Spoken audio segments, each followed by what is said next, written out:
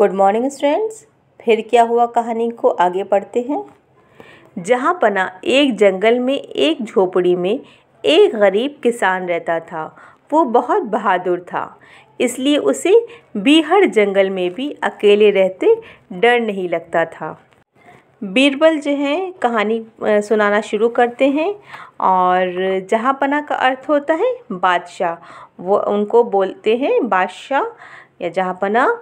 एक जंगल में एक जो है झोपड़ी थी, वहाँ पर एक किसान रहता था जो कि बहुत ही बहादुर था, यानी ब्रेव था।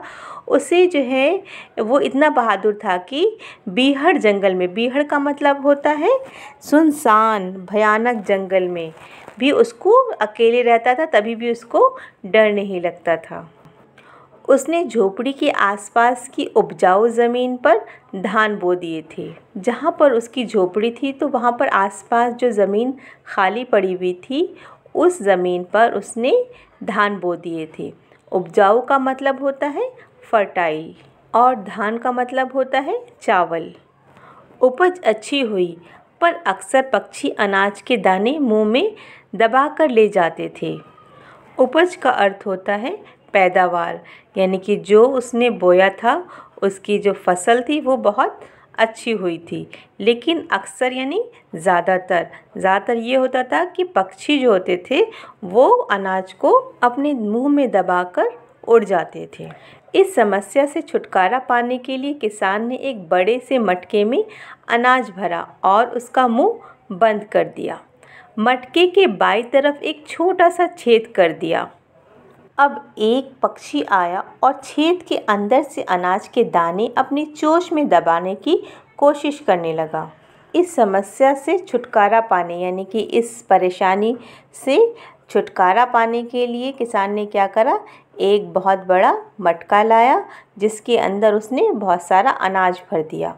और अनाज को भरने के बाद उसका जो ऊपर का मुंह था वो बंद कर दिया। मटके में एक छोटा सा उसने छेद कर दिया और अब जो है एक पक्षी आया और पक्षी ने क्या करा, अनाज को निकालने की कोशिश की। फिर क्या हुआ, अकबर ने पूछा। फिर क्या, उसे बहुत कोशिश करनी पड़ी।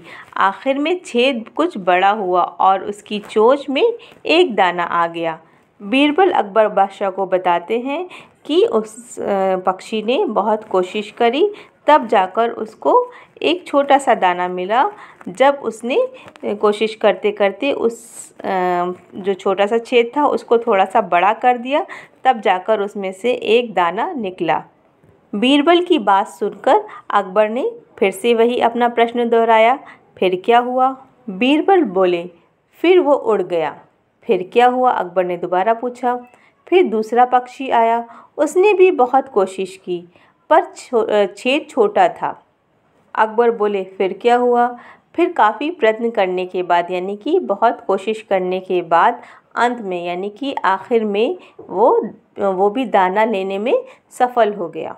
अकबर ने कहा, फिर क्या हुआ?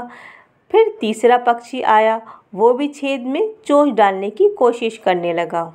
बीरबल कहते हैं, इस तरह से तीसरा पक्षी आता है, वो भी कोशिश करता है, छेद में अपनी चोंच डालता है और उसके अंदर से दाना निकालकर उड़ जाता है। बीरबल, आखिर कितने पक्षी आएंगे दाना लेने? अकबर ने कहा कि आखिर कितने पक्षी आएंगे दाना लेने? बीरबल बोलते हैं, महाराज अभी तो 3 ही आए हैं, कुल मिलाकर 525 पक्षी पेड़ पर बैठे हैं। बीरबल कहते हैं, महाराज अभी तो सिर्फ 3 ही आए हैं और अभी तो कुल का मतलब होता है टोटल, यानी कि टोटल अभी जो है 525 पक्षी और आएंगे। बादशाह अकबर कहते हैं, आखिर ये दाना लेना कब छोड़ेंगे? बीरबल फौरन बोलते हैं, जब आप फिर क्या हुआ कहना छोड़ेंगे। अब अकबर को अपनी गलती का एहसास हुआ और उन्होंने कहानी सुनना छोड़ दिया।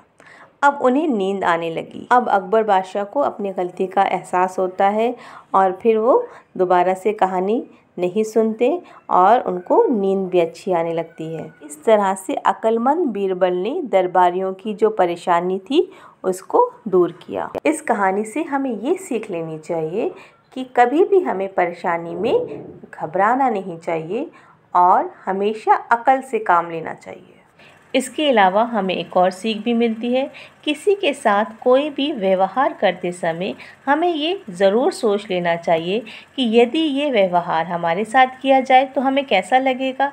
ऐसा करने से हमारा जो व्यवहार होगा वो सुधर जाएगा। व्यवहार का अर्थ होता है बिहेवियर।